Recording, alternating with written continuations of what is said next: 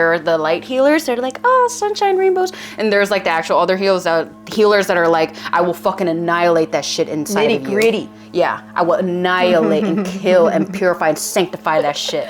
Hey guys, welcome to our third episode of Starseed Imparts. I'm Christine and this is... Leah. All right, so... Let's start with a little bit of recap because I know our last episode was, we were both a little all over the place, less than the first one for sure. I feel like we were more in alignment. Okay. But we did talk about a lot of stuff. But I feel like it's really on brand with the beginning signs of awakening. Oh yeah. Yeah, there's a lot of I know we touched on like kind of that chaos energy that happens. You gotta kind of live in the chaos in order to get to the transformation aspect. Right, it's part of the process. Yeah, for sure. I know you finished the last video with saying you're the cocoon. Yes. You know, waiting to become the butterfly. Yes. And as we know, we don't want to waken up the butterfly too early or take it out of the cocoon too early because then it stunts their growth. So everything happens in divine timing. So we can kind of let go of the stress of wanting things to come in or needing things to come in at a certain time on our own clock because there is a divine clock. So I think I would love to start that, you know, as a basis, a foundation. Yeah. Just to know, like, it's not like, you know, like we gotta do something. It's rewriting the wave. Yes, there's no like strict timeline of anything. You gotta just go with the flow, surrender to the waves. Literally, it's like have you guys been on the lazy river at like water parks or something? You just literally float on the tube and just let it take you, you know? You gotta just let that happen. So we on kind of like the lazy river, but a little chaotic at times. We don't know when the jets are gonna be roaring, right? But that's part of the fun. That keeps the water flowing. So let's go to our second point. What are we gonna talk about today? Today's gonna be kind of a continuation of those like beginning signs of awakening. And everyone can take different paths here. I know we touched on that last time as well.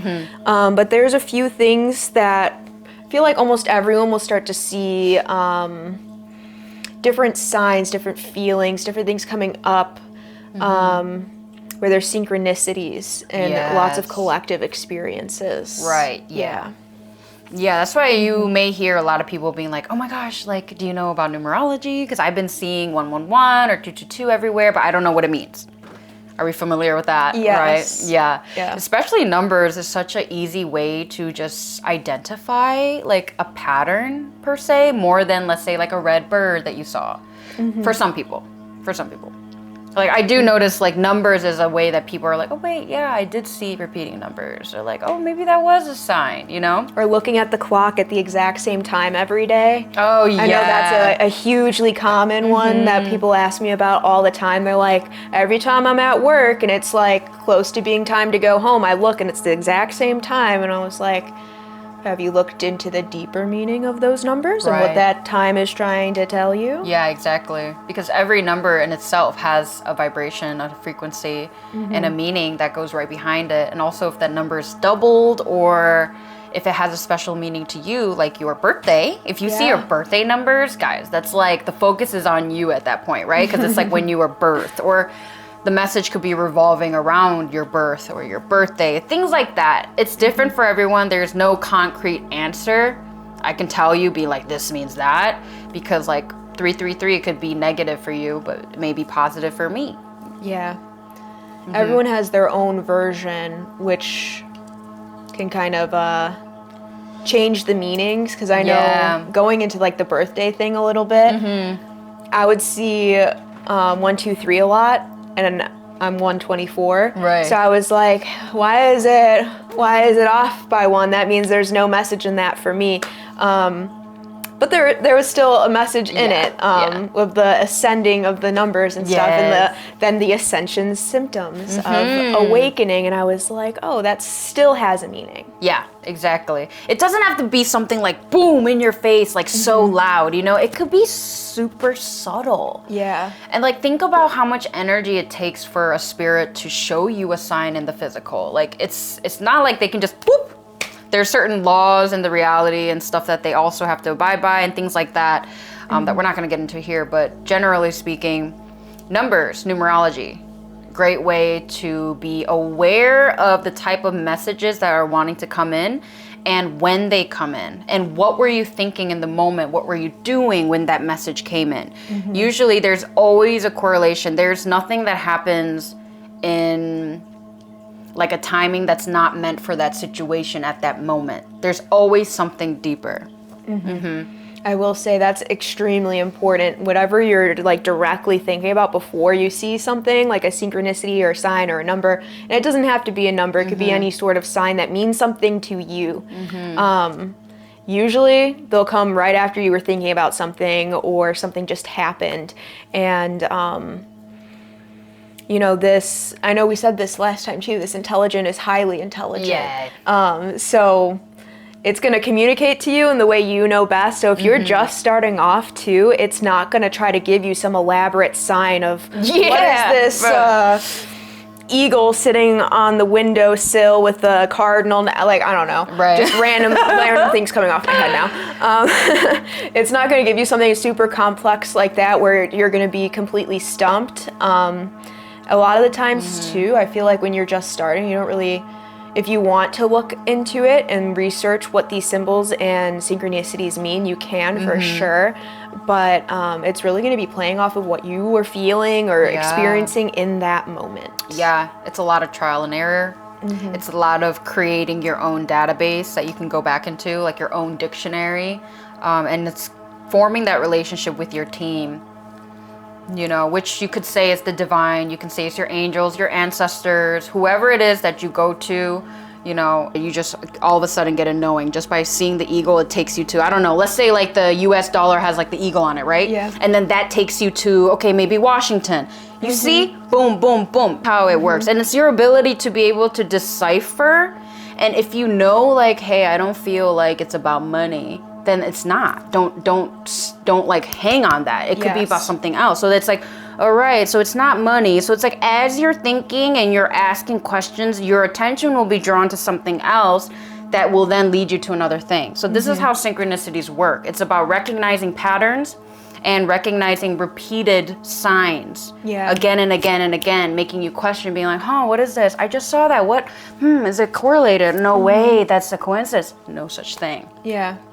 Yeah, so. Yeah, I noticed too, when you start to get those like signs coming through, everyone has their own version of it, right? Yeah. So I might see an eagle and I think freedom. This is showing me freedom. Right. And then a few months later, I might see the eagle again, and I previously thought it was freedom, but there might be a different message in it this time. So not getting stuck down onto something. Exactly. Yeah. And then especially like if you are a practitioner, which, you know, we both work in the spiritual practices, it's like that, the way that you just said, so I have my version of eagle, you just told me another version of eagle. I'm gonna think about that. The next time I do a reading, if Leah pops into my head of her meaning of an eagle, do you know what I'm trying to say? Then that is what Spirit is trying to tell me. That is the message. It's not my interpretation. They're showing me Leah for a reason, and she's connected to the eagle in some type of way. So now every time it comes back, I'm going to filter through that. Is it what I've learned about myself, or is it also like what I've heard somebody else mention about it? Yeah. That's still part of your experience. Yeah, when this shift starts to happen internally,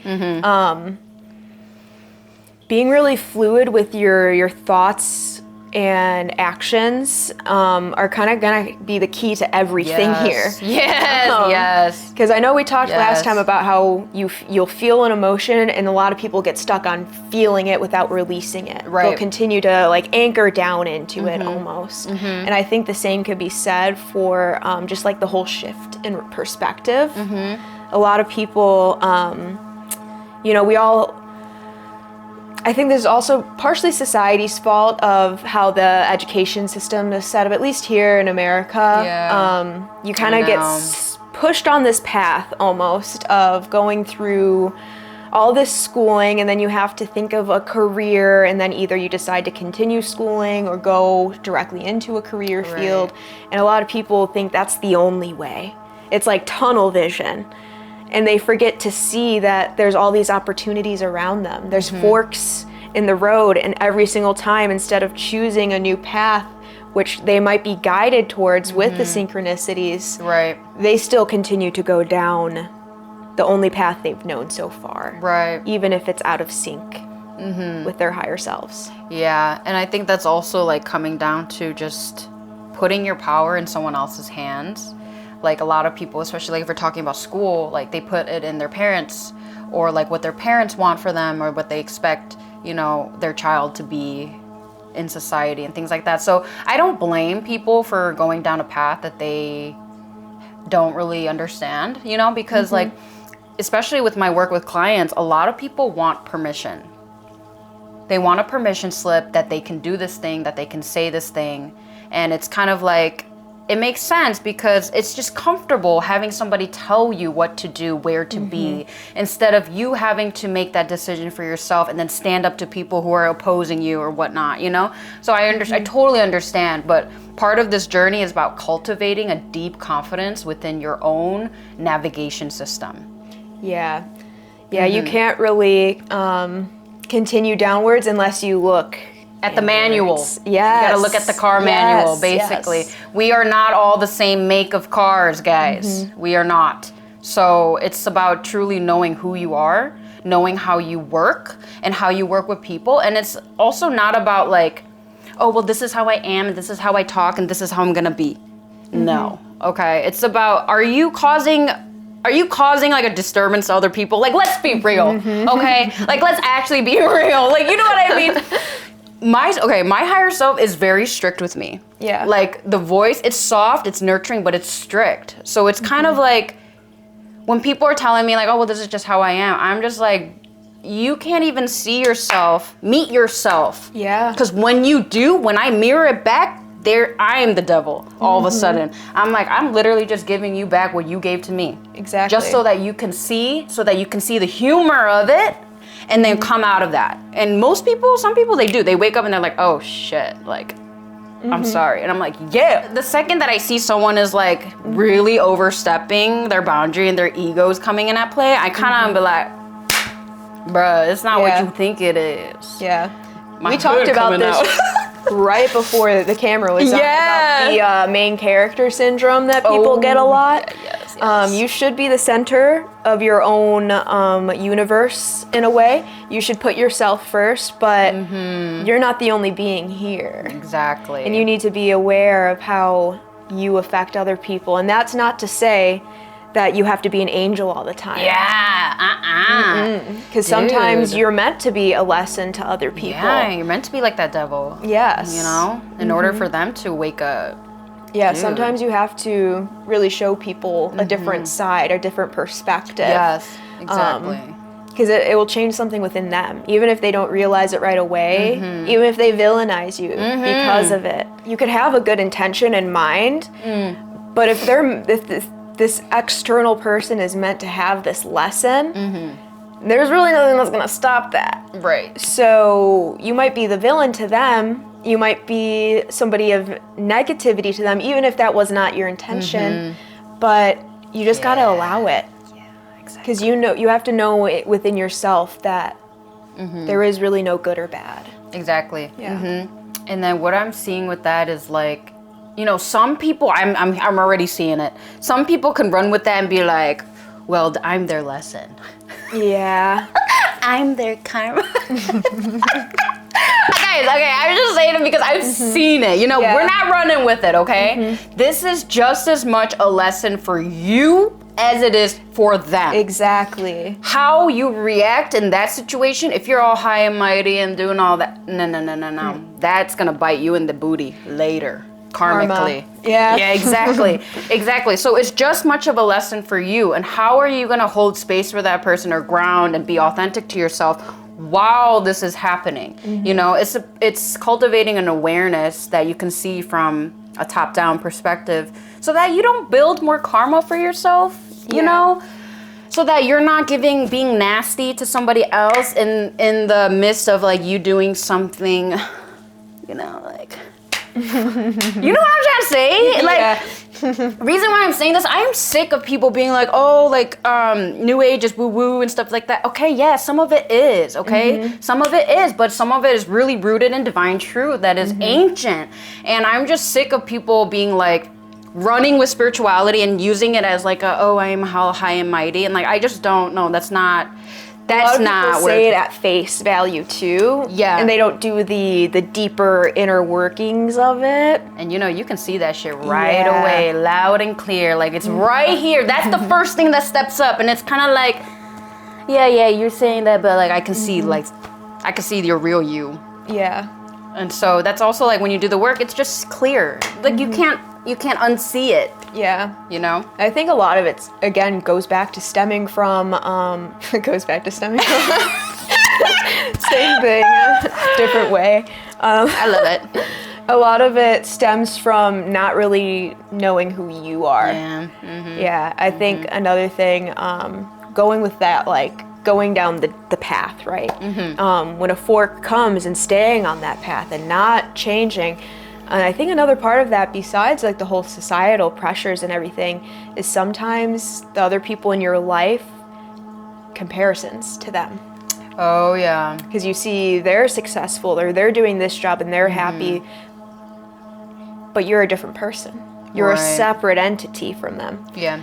So I know I struggled with comparisons with me and other people. And there might be some aspects of somebody's life that I'm like, wow, I wish I had that in my life right now. Yeah. And I think it's kind of normal to some extent to always have those kind of thoughts come up. Definitely. But then diving deeper into that and realizing, oh, well, they might have this going for them, but they don't have this, and I have this. Yeah. Finding your own sort of voice, your own your own direction. power bank. Yeah. I kind of see it like a power bank, like, and you have like reserves, and it's like knowing how much you're able to handle truly on all levels. We're talking super vulnerable with yourself, which I realize a lot of people cannot do. Yeah. Because it is painful. Oh my God, I can start crying now. It's painful. It's not easy. I was just doing shadow work last night. Feel it. And every time. Yeah. This is what I'm telling you, it's hard work, but it's like, the reason why I'm emotional is because like, I'm fucking proud of myself for doing that work. Yeah. But it's hard. And like right when you're talking about it, I was like, oh my God, I'll see you. I need a tissue. But I was doing the shadow work last night and I was getting super triggered and crying. Oh my gosh. But it was a releasing type of cry. Yes. So even with years of experience, you're still gonna go through difficult things. Like I feel like the deeper you go in, there's more that gets shown to you. So I feel like I have a really good image of who I am as a person now. But that's always can change. Or it can develop further. I am in it. And it's not what I expected, I will say. I thought it would be easier, you know, because I'm like, I got most of the gunk, but now it's like fine-tuning surgery, which is even more like harder because it's like, it's specific. It gets more and more specific the further down you go. Yeah. And I have some stuff that's like, I promise to never unleash when I was younger. But now I'm like, I need to. It's heavy. Yeah. And it revolves not over only me, it involves like other people. And they don't talk about it either. It's basically some type of abuse, long story short. Yeah. So it's heavy. But anyways. I'm gonna alchemize it and get through it and transmute it. Yes. Whoa, I felt this boom, like in my chest all of a sudden. The heart chakra just activated. Dude, yeah, they're like, oh yeah? Fuck, I'm gonna look back and I'm gonna be like, guys. See? I've done like 12 years of shadow work and I'm still in it, guys. Yeah. I don't think it ever stops. No. Yeah. It never really does, but every time you learn something new, you find a new piece of yourself, you become more whole, you get more wisdom. If you have a specific intention in mind, you'll start to see that come to fruition. That is true. Yeah. That is true. There's a lot of beauty on the other side, for sure, I will say. And there's this, like, everything in life has duality. So you can't have a good without a bad. You can't have happiness without sadness. So I think the more you lean into these cycles of you're feeling a negative emotion, you gotta feel it. Guys, you can't just want to feel the happy emotions. What the heck? That's not fair. That's not balance. If you're just looking at it, you know, that's not balance, okay? Like, that's like looking at angels and demons almost, like, as like, but they're literally the same. So we got to give some attention to our negative emotions also. Yes. Because it's kind of like until you truly experience it, I feel like other situations may arise for you to experience that intensity in other ways to learn that lesson, you know? So it's like, if you are experiencing something difficult, fully embrace it, no matter how difficult it is. And you can promise yourself, I ain't never gonna feel this shit again. But I will feel it fully right now, and I will release. Yeah. That's kind of, yeah. It's really difficult to do in the moment, but in the moment is where you get to practice those muscles. I will say too, sometimes it seems like there's absolutely no reason for you feeling a certain way. I'll have emotions come up before I know what's triggering it. Yeah. And I'm like, why am I feeling like this? And then it almost is like, I get that like negative self-talk almost, or self-reflection, where I'm like, I have no reason to feel this. Why am I feeling this? Come on, get yourself together. Right. But there's always a reason. Yes, there's always a reason. Guys. Always a reason. No such thing as coincidence. Even chaos, which is disorder, there is an order to the chaos. There really is. So if you know the formula, you know how it works, then you can, you know, have all the cheat codes and all the secret passageways, and, you know, it's like being an Uber driver without the navigation. Yeah. It's like that. Yeah. Wow, I love that. And this might be specific to us, so I don't know if other spiritualists have experienced this, but you start to look forward to like the chaos because you know something good's happening afterwards. Dude, yes. The chaos, I'm like, all right, it's time for me to dance now. I'm getting an upgrade. Literally. Hold chaos's hand and say, shall we dance? Shall we dance? Releasing, transmuted. We feel very unhinged today. Did you see? I'm kind of like, I feel like I'm a little out of it, but dude, the energy's high. I just saw like rings around your head and it reminded me of Saturn. I love Saturn. No, yeah, literally. I definitely feel like that. Anyways. I think we got a little off topic there. But I love it. Yes. This is how we navigate the chaos, dude. Yeah. This is a pure example of how we navigate it. Yeah, going with the flow. And I will say, this babe is really good at bringing us back. Yeah. Back on track, which I need, which is like perfect. I feel like that's my Virgo, where it's like, all right, discipline. Yeah. So kind of going back to that shift and the pathways that you take, don't be afraid to surrender and let go. Because once you start to see those synchronicities, you still might not want to change your path, and that's okay. You don't have to do something immediate with that knowledge. You could just acknowledge something. As soon as you're aware of something, that's kind of the first step. So if you even just repeat in your head that I'm aware that I just saw this number or I saw this symbol. Yes. That opens a door. Yes. Actually, yes. That is like so fucking simple to do, but it's very effective. It's because you're communicating. This is it's not a one-way street with spirit. You're always communicating. Your body is always listening to you, you know? So it's like constantly being able to say that, whether it's in your head or out loud, or even whisper. Whispering. It's also very powerful. I love that you whispered that. I know. I am pure magic. And so it is. Alchemized. Literally. I think, Well, guys, it's not that serious, by the way. yeah.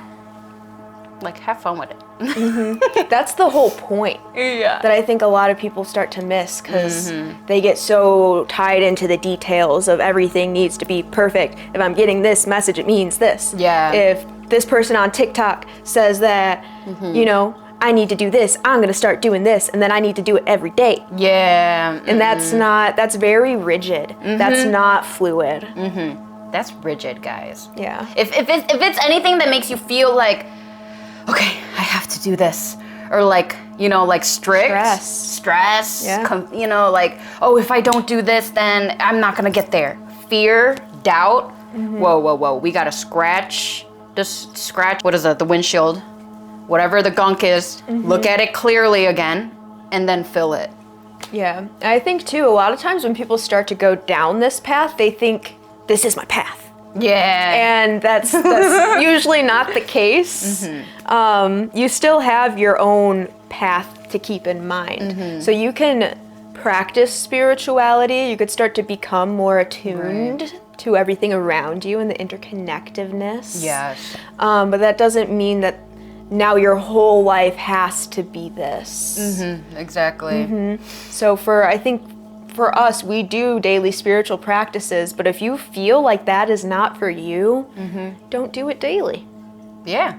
And if you're not about the spiritual living, like incense and whatever and light work and all that, but like going to the gym feels good, there you go. That's you grounding. Whether you like it or not, that's you grounding. So it's like you can change it to however nourishes your soul the best. Me and Leah, we have a couple of events planned next month for March. Yes, we do. I'm Do you so want to share? excited. We are going to the Naruto Symphony. Symphony. Orchestra. Yeah, symphony. Why can't I say that? Symphony. Symphony. Okay, so we're going to that. Yes. And then we're going to a retreat. It's like a 8-hour, like midday type of retreat. We're gonna be doing sound healing. We're gonna be doing biofield tuning, which is from actually a book I read. Sarah Muchnick or something. She does biofield tuning where every age that we're at, there's a layer of our field and it carries and holds memory. So she found out, like, for example, like she went to someone's biofield, something around the age of 35, there was some type of heartbreak. And then she's like, oh my gosh, I went through a divorce at 35. Like, it shows in your field. So we're gonna do that. We're gonna do a cacao ceremony. We're gonna do ecstatic dance, little jazz thingy bob, and then I think we're doing a couple of other things there. I saw there was some like meditations and stuff on there. Yeah. Yes, some group meditations. I'm super excited. Yes. We'll film some stuff for that, guys. Yes. Yeah. Yes, So we definitely need to. I also want to film a Joe Ray session to show everyone. ooh, yeah. Yeah. I'm starting to get, since you use light energy for the type of energy healing that I do, and I kind of expel the energy through my palms, my palms start to get really warm. Yeah. Good. Yeah, we're gonna show you an example of that. And we have a lot more spiritual events and stuff that we want to share with y'all. So let us know in the comments if you would like to see more of that stuff. I think that would be really fun. Yeah. Yeah. More events. I know there's another spiritual convention coming that I might be working at. Oh, we went to a drumming circle. We did, yeah. That was really fun. It was like a women's drum circle, and we just played with rattles, drums. Tapped into that like ancient feminine energy. Yeah, me and Leah were like, we like looked at each other. We're like, do you feel that energy? Yes. I felt like it was like so much, but we didn't like really get to expel as much as I thought we would. Yeah. You know, because people were kind of shy to dance. They were, and there wasn't too much space, so I didn't want to be like too crazy, you know. We'll have our own private. Dude, yeah, I really want to host. Yes. Host one. Show them your nails. Ah, yes. Oh, do it the other way. Yeah, and then guys, we did like the magnet heart hack. Valentine's Day. Yes. And then we did a psychic reading for Leah today. And you want to share just in general, like what is it like getting a psychic reading? You know? Yeah. So we Well, I think since we both do readings, it's a little bit different because I could feel the energies coming through too. Christine picks out the card decks that she wants to use based on the intention. My intention today was heavily focused on career because your girl's a little confused. She in the chaos right now. Yeah, I am in the chaos. I don't know why that didn't come out. It like started to. I was like, stopped. What are you trying to say? Yeah, I'm in the chaos right now. Hopefully some new beginnings will be on the horizon. It's like I could see them in the distance. I'm starting to pull them towards me. Yes, exactly. Yeah, so we pick out the cards. We do a little cleansing beforehand just to make sure that, only light, love, our spirit guides come through. Yeah, we create a spiritual barrier. Yes, sacred space. Tell someone who's maybe like hasn't gotten a reading, they're kind of scared. Don't be scared. Only things that are meant to help you will come through. So I know a common thing that I think people experience is they have a message in their head that they want to hear. That's not necessarily what's going to come out. And there's no such thing as a bad reading, guys. Yes. Yeah. Some people, I had the death card come out, for example, and a lot of times that card specifically will freak people out. But it does not mean that you are actually dying. It means... Or it could. It could. I mean, literally, I've had, but it's rare. It's rare. Yeah, I have had readings where I'm like, yes, somebody died, or somebody will, but it's rare. Yeah, it is very rare. Usually it's at an end of a cycle for something new to come in. Yeah, exactly. So if you guys are thinking about getting a reading, guys, like, I highly recommend. Follow your intuition to who you're drawn to, for sure. Yeah, definitely do a lot of research beforehand, too, with who you decide to go with. Yeah. Yeah. And trust your intuition. When somebody's reading for you and you're like, trust that. Also, now that you said that, that just sparked too. Know too that some things that come through in readings, they won't make sense immediately. Yeah, that's true. It will take time. Like I'm actually this morning I was having recall of a reading that I've had when I was 18, I think, many years ago. I had a recall of this reading. And it just all clicked now. Yeah. And I was like, you just did that. Yeah. So there could be things that come through that don't make sense immediately. Yes. Guys, I literally had a client yesterday. She's been with me already for like 2-3 times. But the very first time we had a reading where I was like, ooh, there's someone that has 2 sisters that really does not like you. And they're sending you the eye. And she's like, no, like I can't think of anyone. And then literally like 6 months later, she's like, oh my gosh, it happened. And she's like, I thought about you immediately. I know exactly who it is. And this person said literally, like word for word, basically something that showed very clearly that she did not like her. And I was like, whoa. So, it can come out later. Yeah, and know too that it's your higher self and your spirit team that is communicating through whoever the psychic or medium that you're seeing is.